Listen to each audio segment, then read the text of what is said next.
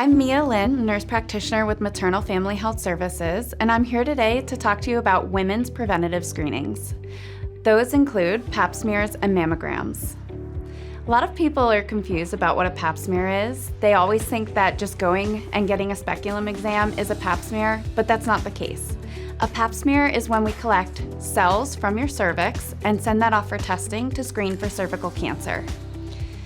When we're doing a pap smear, we insert a speculum like this or like this into the vagina to open the vagina and visualize the cervix. We then will take some tools. We will use a spatula like this on the end of the cervix to collect some of those cells. Then we use a brush like this, nice and soft, right on the inside of the cervix to collect some of the cells from inside there. Once we collect those cells, we'll insert it into a solution like this and send this to the lab, and they'll do testing on those cells. So when we do a pap smear, we're looking for abnormal cells, but hopefully your cells are normal. So when you're 21, usually a pap smear will be every 3 years as long as they're normal. When you are age 30 or above, if you have normal pap smears, it's every 3 to 5 years, depending on if we test for the HPV or we don't test for the HPV.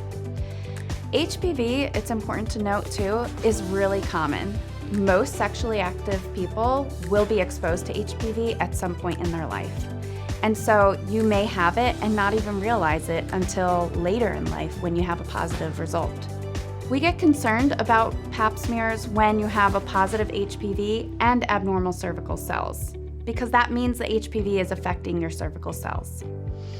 Sometimes you can have negative HPV testing and still have abnormal cells.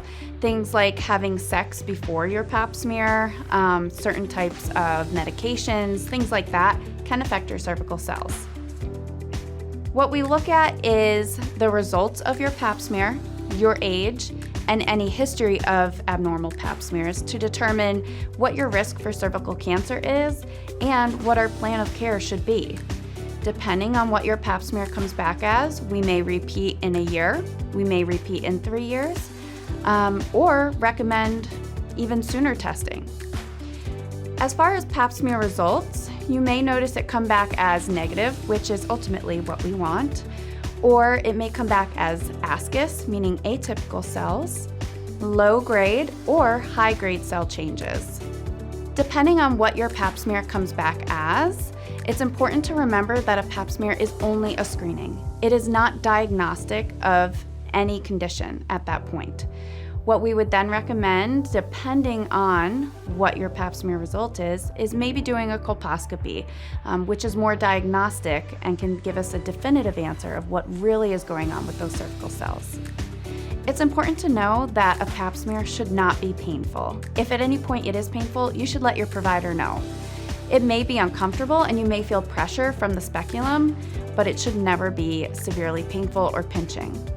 The last thing I always like to tell patients is that even though we do a pap smear every 3 to 5 years, we still recommend that you come at least once a year for an annual visit to make sure that the cervix still looks good, there's no vaginal concerns, and to make sure that we don't need to do any earlier testing for anything else.